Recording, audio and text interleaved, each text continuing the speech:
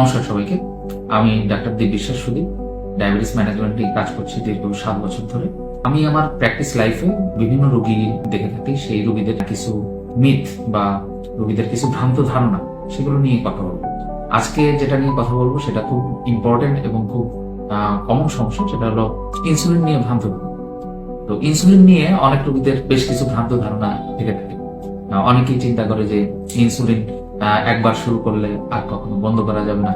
তাদের ধারণা থাকে যে ইনসুলিন চিকিৎসা, ইনসুলিন ছাড়া আমি সুস্থ থাকতে পারবো না, কিংবা ইনসুলিন শরীরের অনেক ধরনের ক্ষতি করে।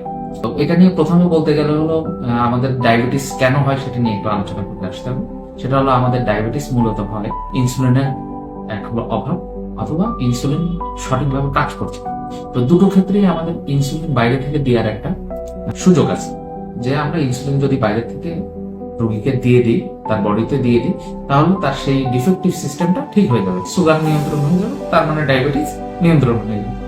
এটার সাথে এমন কোনো গাইডলাইন নেই বা এমন কোনো হিসাব নেই যে ইনসুলিন একবার দিলে আর কখনো ওষুধে যাওয়া যাবে না, কিংবা ইনসুলিনই শেষ চিকিৎসা, কিংবা ইনসুলিন ছাড়া আর কোনো চিকিৎসা।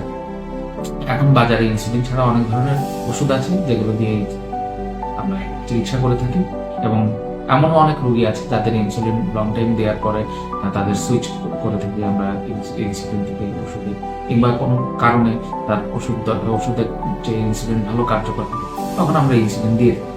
তো ইনসুলিন নিয়ে যে ভ্রান্ত ধারণাটা সবাই পোষণ করে, এটা আসলে ঠিক। আপনারা সুস্থ থাকবেন, যারা ইনসুলিন নেন তারা ইনসুলিন রেগুলারলি নেবেন। আপনার নিজস্ব চিকিৎসক এবং আমার যারা রোগীরা আছেন তারা আমার কাছে রেগুলারলি চেক আপে আসবেন, এবং ইনসুলিনটা রেগুলারলি আপনারা নিতে পারেন। ইনসুলিন নিয়ে ভ্রান্ত ধারণা মুক্ত। ধন্যবাদ।